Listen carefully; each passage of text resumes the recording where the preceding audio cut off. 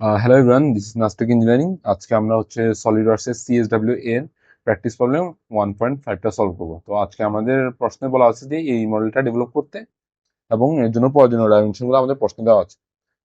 তো এই মডেলের যদি শুরুতে আমরা ইউনিটটা দেখি, ইউনিট দেওয়া আছে আইপিএস স্কেলে, অর্থাৎ ইঞ্চ ইঞ্চিতে দেওয়া আছে সব ডাইমেনশনগুলো, অর্থাৎ 0.4 ইঞ্চ, 0.25 ইঞ্চ সবগুলা ইঞ্চিতে দেওয়া আছে।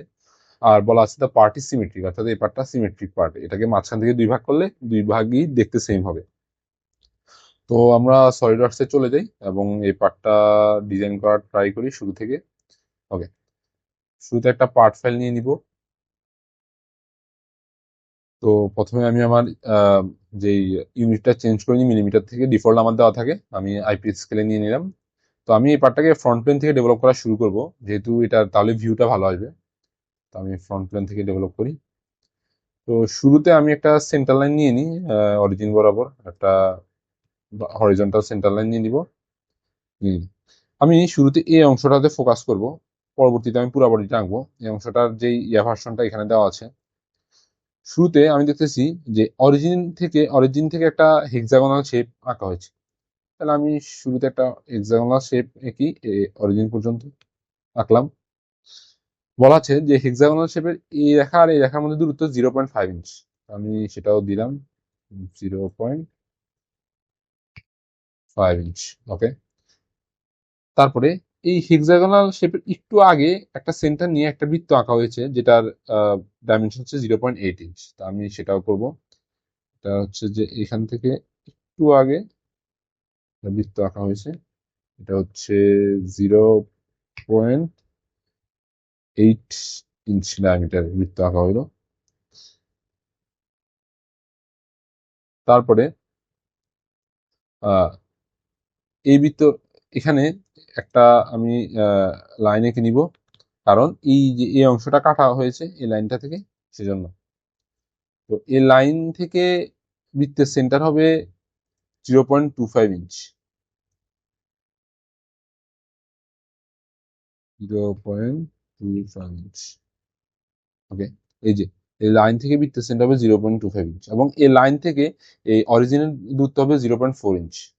তাহলে আমি এটাও দিয়ে দিই, লাইন থেকে 0.4 ইঞ্চ। ওকে, তাহলে আমি এবার ট্রিম এন্টিটিসে যাই। এই যে এই লাইনের বাইরে যা আছে সব কেটে দিব, কারণ এগুলি আমার আর দরকার পড়বে না।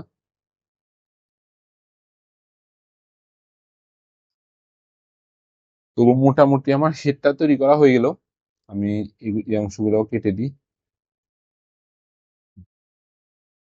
হুম।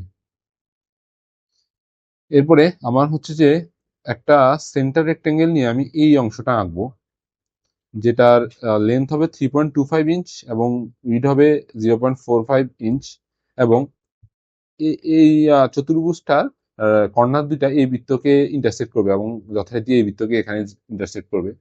তাহলে আমি এঁকে নিই, একটা সেন্টার রেক্টেঙ্গেল নিব, দুই পাশে এঁকে নিই, সমস্যা নেই।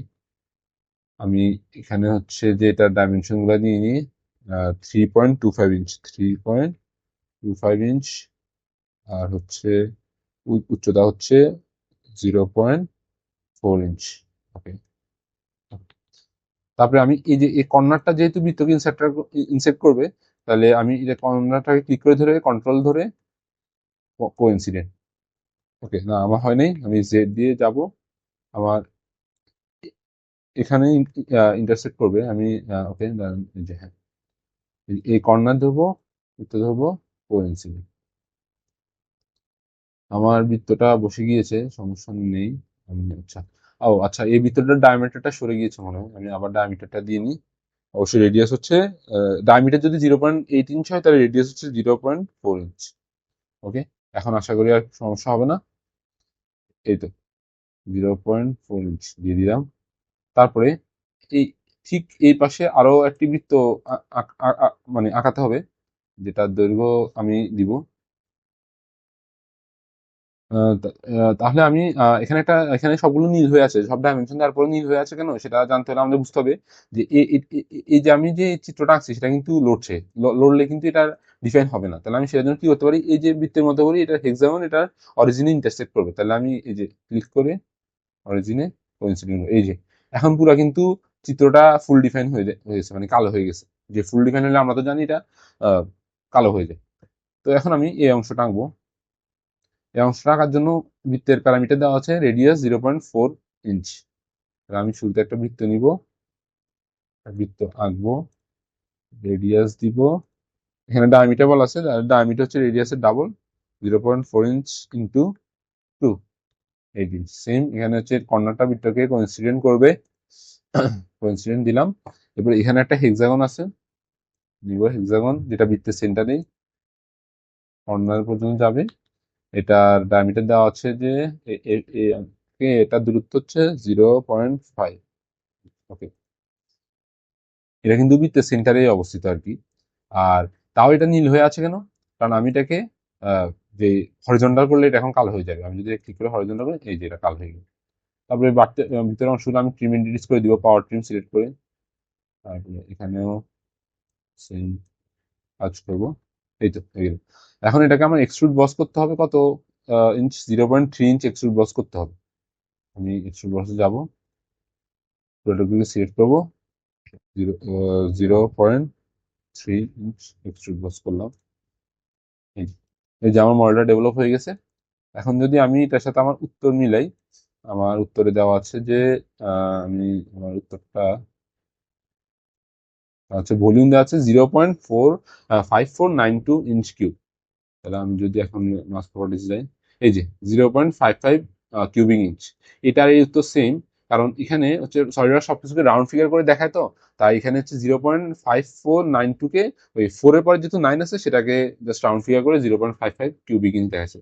এটা দ্বারা বুঝতে পারছি আমাদের যে মডেলটা ডেভেলপ করছে আমাদের সকল ডাইমেনশন ঠিক আছে এবং আমাদের আঁকাটা ঠিক আছে, সে কারণেই আমাদের ভলিউম মিলছে। আর এটা হচ্ছে আমাদের আইসোমেট্রিক ভিউ, যেটা এই ভিউর সাথে সম্পূর্ণ মিলছে। ধন্যবাদ আজকে ভিডিও দেখার জন্য।